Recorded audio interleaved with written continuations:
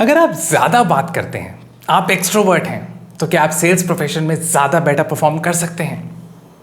क्या आपको अपने कस्टमर्स के साथ हार्ड नेगोशिएशंस करनी चाहिए? क्या सेल्फ अफर्मेशंस ज़रूरी हैं? Yes, I can do it. क्या ये सब ज़रूरी है?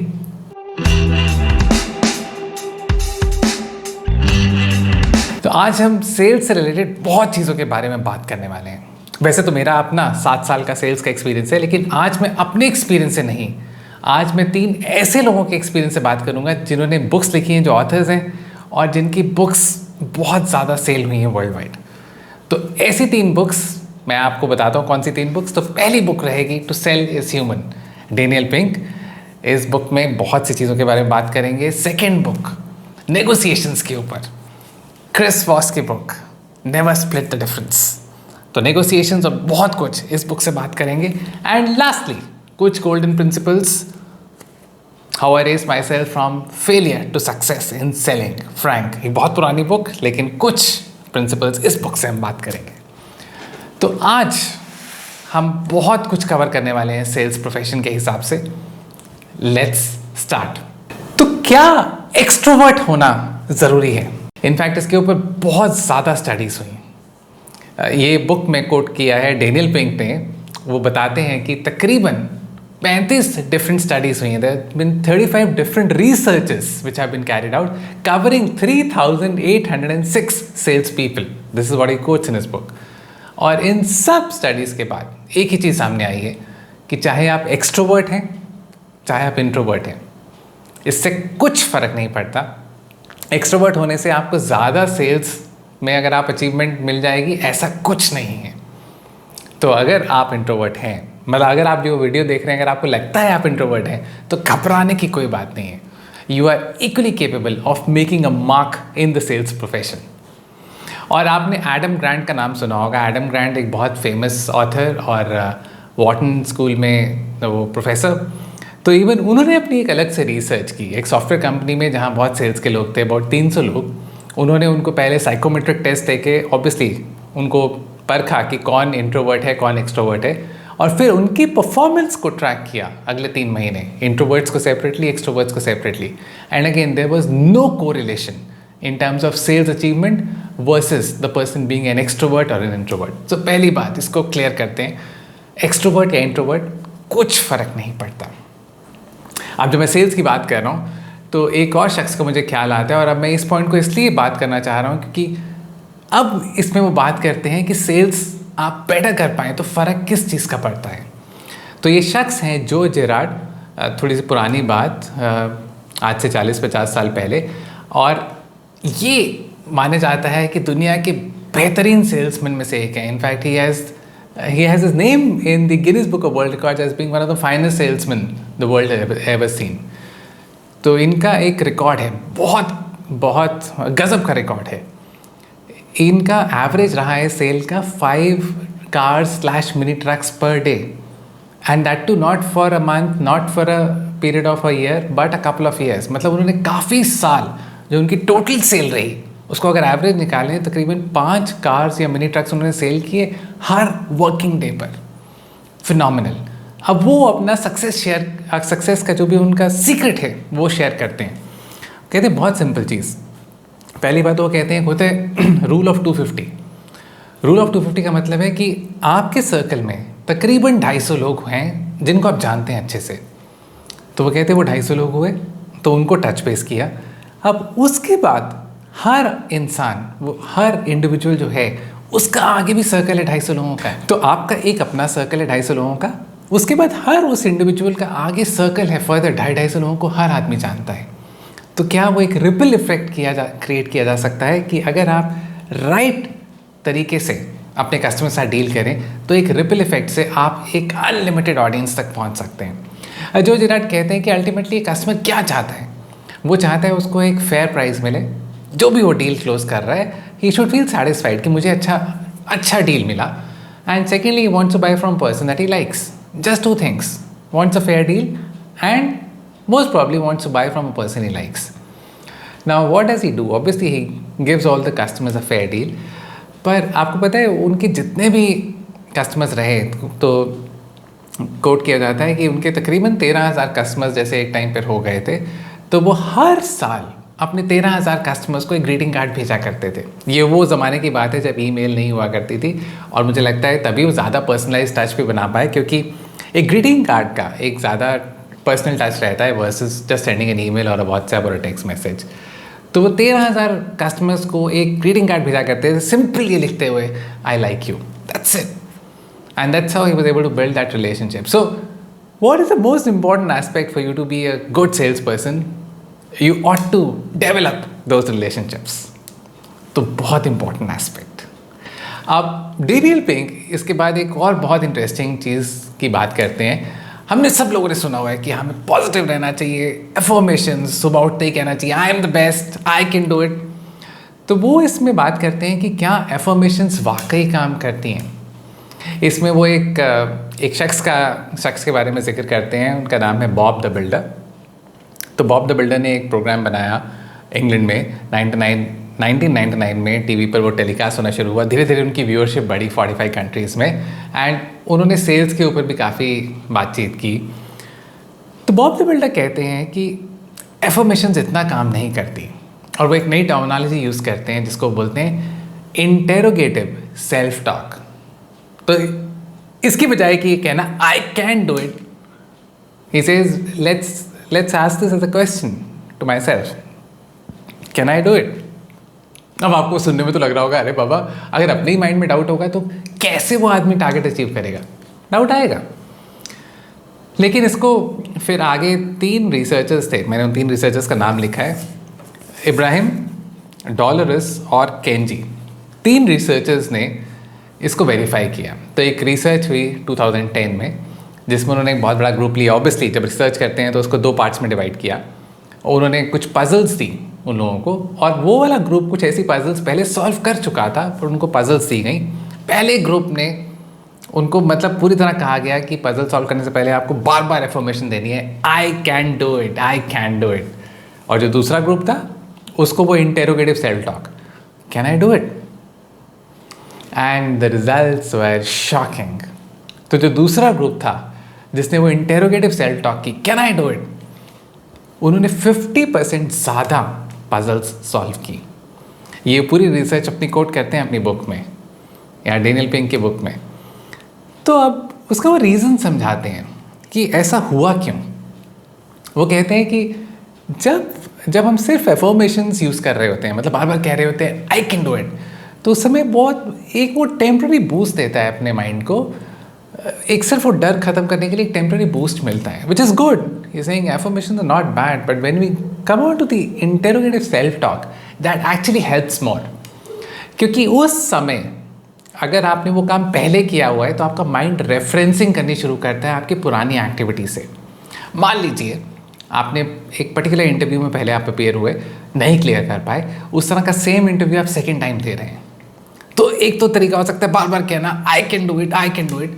एक वो टेम्प्रेरी बूस्ट आप देने की कोशिश कर सकते हैं, बट जैसे ही अपने माइंड को पूछते हैं can I do it, actually उस समय आपका माइंड सोचना शुरू करता है कि हाँ आप कर तो सकते हो, लेकिन लास्ट टाइम क्यों नहीं हुआ? लास्ट टाइम इसलिए नहीं हुआ क्योंकि आप इस पॉइंट पे फॉल्टा कर गए थे, यहाँ पर आप ज़्यादा कॉन्फिडेंस से बात कर रहे थे लेकिन आपको आंसर नहीं आता था। आई मीन कुछ चीज़ें वो रेफरेंसिंग करनी शुरू करता है कि लास्ट टाइम कहाँ गलती हुई थी और इस समय वो गलती नहीं दोहरानी है मुझे। So the moment you switch from just an information to an interrogative self talk, your mind starts working and you're in a better position to crack that interview और क्रैक दैट डील। तो बहुत interesting Daniel Pink इस चीज़ के बारे में बात करते हैं। बहुत ज़्यादा कॉन्सेप्ट्स हैं इस बुक में, पर मैंने आपसे ये टॉप के कुछ कॉन्सेप्ट्स पिक किए in terms of extrovert introvert, कोई फ़र्क नहीं पड़ता, relationship is the key to cracking more sales, and then I mean affirmations are good but start getting in that interrogative self talk. So lot of things from this book from Daniel Pink. अब next move करते हैं Chris was FBI में एक negotiator रहे हैं। तो कहते हैं जो नेगोशिएशन की स्किल्स हैं वो सिर्फ हॉस्टेज क्राइसिस में नहीं, आप बिजनेस में भी सेम प्रिंसिपल्स यूज़ कर सकते हैं। तो वो बात करते हैं बहुत पुराने टाइम की, अगर 70s 80s में देखा जाए तो नेगोशिएशन को एक इकोनॉमिक पार्लेंस में देखा जाता था मीन्स एक ऐसी एक्टिविटी माना जाता था जिसमें लोग रैशनली सोच रहे हैं और अपने लिए बस वो बेस्ट चीज़ चाहते हैं. So there are obviously two sides, the other sides of the negotiating table, sitting across the other sides. Both the sides want the maximum value for their deal. यही आपको लगेगा ना. तो दो लोग थे जिनका नाम विलियम एंड रॉजर फिशर. तो उन्होंने ये चीज़ को प्रपोज किया कि एक बिल्कुल रैशनल डिसीजन है, दोनों पार्टीज अपनी वैल्यू को मैक्सिमाइज करना चाहती हैं. एंड इवन उस ज़माने में इवन हार्वर्ड बिजनेस स्कूल में भी ऐसे ही इसको पढ़ाया जाता था. It's a purely economic decision. But then came Amos and Daniel Kahneman, and they propagated a completely different theory. They spoke about cognitive biases. They spoke about our irrational brains in terms of we not making a rational decision all the time. They spoke about framing effect. I mean, it makes a difference as to how a particular scenario is presented. सिर्फ ये फ़र्क नहीं पड़ता कि scenario है क्या, उसको कैसे प्रेजेंट किया जा रहा है. वो प्रॉस्पेक्ट थ्योरी की बात करते हैं कि इंसान हमेशा गेन से ज़्यादा लॉस को कम करना चाहता है. सो अगर आपको दो चॉइसेस दिए जाएं कि इस तरह करने से आपको इतना गेन मिल सकता है लेकिन ये करने से इतना लॉस अवॉइड किया जा सकता है, हम हमेशा लॉस को पहले अवॉइड करना चाहेंगे. We looking at loss avoidance. So net both these gentleman talk about so many different things.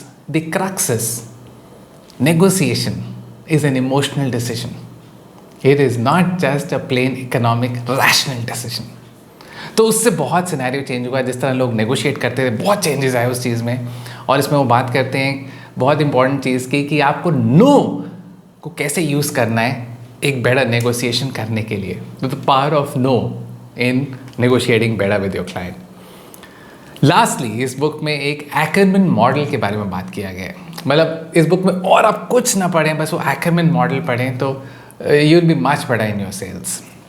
उसमें वो बात करते हैं कि आपको पहले एक गोल होना चाहिए, क्या आपको प्राइस पे क्लोज करना है, किस स्टेप से फिर किस डिस्काउंटेड प्राइस से आपको अपने नेगोशिएशन शुरू करनी है, आपको कैसे एम्पथाइज करना है सामने वाले के साथ, इमोशनली कैसे कनेक्ट करना है, कैसे उसके वो ट्रिगर्स ढूंढने हैं, इमोशनल ट्रिगर्स ढूंढने हैं जो उसको क्लोजर के लिए और पास लेके जा सकते हैं. फिर फाइनली कैसे प्राइस तक आपको आना है. And that should not be a round price. So if you closing at let's say 10 lakh rupees, it should not be exactly 10 lakhs. It should be something like 9,95,000 rupees, 493, something. I mean, not a round figure. And then talks about why don't you throw in some non-monetary benefits so that the other person really feels great.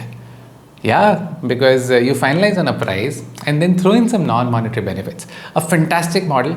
As I told you, if you don't want to read the entire book, just go through this Ackerman model from Chris Voss's book, Never Split the Difference. तो ये रही इन दो किताबों की बात. और lastly मैंने आपको एक फ्रैंक की बुक के बारे में बताया, how I raise myself from failure to success in selling. एक काफ़ी पुरानी बुक, लेकिन उसमें एक गोल्डन प्रिंसिपल के बारे में बात की गई है. एज अ सेल्स पर्सन वो गोल्डन प्रिंसिपल हमेशा माइंड में रहना चाहिए. क्या है वो golden principle? You need to see more customers if you need to close more sales. I mean, it's such a commonsensical statement. But even when I was in sales, we tend to forget this. बहुत बार हम भूल जाते हैं कि हाँ, जितने ज़्यादा लोगों को हम देखेंगे या मिलेंगे उतनी ज़्यादा probability बढ़ जाएगी हमारी सेल्स क्लोज करने की.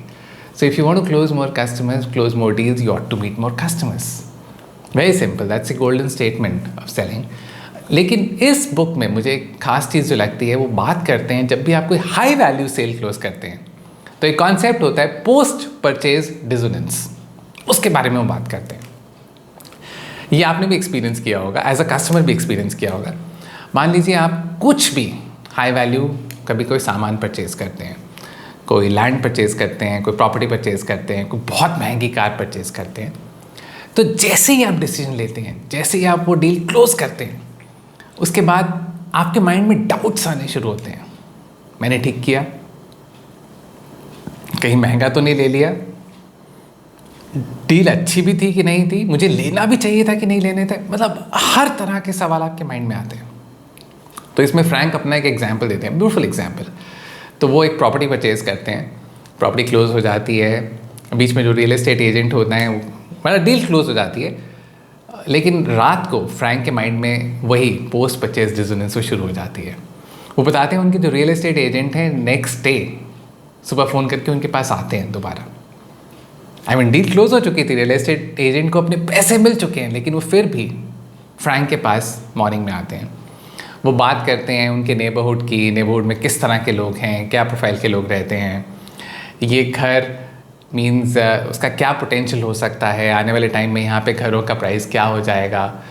बहुत चीज़ों की बात करते हैं, उस घर के बारे में बताते हैं, बहुत ऐसी चीज़ें हैं जो डील से पहले शायद मतलब छोटी चीज़ें उस घर के बारे में, कहाँ फ्रंट फेस करता है, कैसे आपको अच्छे व्यूज़ वहाँ से नज़र आएंगे, बहुत चीज़ों की बात करते हैं। नेट जब वो शाम को जाते हैं तो फ्रैंक पूरी तरह से सैटिस्फाइड हैं कि उन्होंने बहुत अच्छी डील क्लोज की। और उससे भी बढ़िया बात, वो रियल एस्टेट एजेंट उनके एक बहुत अच्छे दोस्त बन जाते हैं शाम तक। और शाम को जाते जाते फ्रैंक उनको एक बहुत ही स्ट्रॉन्ग रेफरल भी देते हैं अपने फ्रेंड का, वो भी एक प्रॉपर्टी ढूंढ रहे थे। So you know, spending one more day with the client, actually that real estate agent took care of the post purchase dissonance. एक तो उन्होंने वो ख़त्म किया, सेकेंडली एक इतना स्ट्रॉन्ग रेफरल क्रिएट किया क्योंकि आपस में एक बहुत अच्छी दोस्ती, एक बहुत अच्छा ट्रस्ट वो इस्टेब्लिश कर पाए अपने क्लाइंट के साथ। So beautiful. I mean, this book talks about this concept of post-purchase dissonance. So if you're in, let's say, software solution sales, if you're selling those corporate insurance policies, if you're selling those high-end cars, I mean, you may be in any kind of selling, but if you're selling those high-ticket items, this post-purchase dissonance is something that not many books actually talk about. बहुत किताबें नहीं हैं जो इसके बारे में बात करती हैं, तो लेकिन अगर आप हाई टिकट सेल्स में हैं तो ये पॉइंट का ध्यान रखना बहुत ज़रूरी है। आपको बहुत बहुत स्ट्रॉन्ग रेफरेंस मिलने वाले हैं यहाँ से। तो आज मैंने आपसे 3 अलग अलग बुक्स, 3 अलग अलग ऑथर्स के एक्सपीरियंस से जो उन्होंने किताबें लिखी हैं उसमें कुछ की प्रिंसिपल्स, उसके बारे में मैंने आपसे बात की। वैसे तो सेल्स में बहुत फैक्टर्स रहते हैं कि, और बहुत फैक्टर्स रहेंगे कि आप एक बेटर सेल्स पर्सन हो पाएँ, बट मैंने कुछ की फैक्टर्स को आपके साथ डिस्कस किया। आई एम श्योर आपके लिए कुछ ना कुछ ज़रूर हेल्पफुल रहा होगा। अगर आपको ये वीडियो पसंद आया तो सब्सक्राइब ज़रूर करें चैनल को, अपने फ्रेंड्स के साथ जो सेल्स प्रोफेशन में उनसे शेयर ज़रूर करें।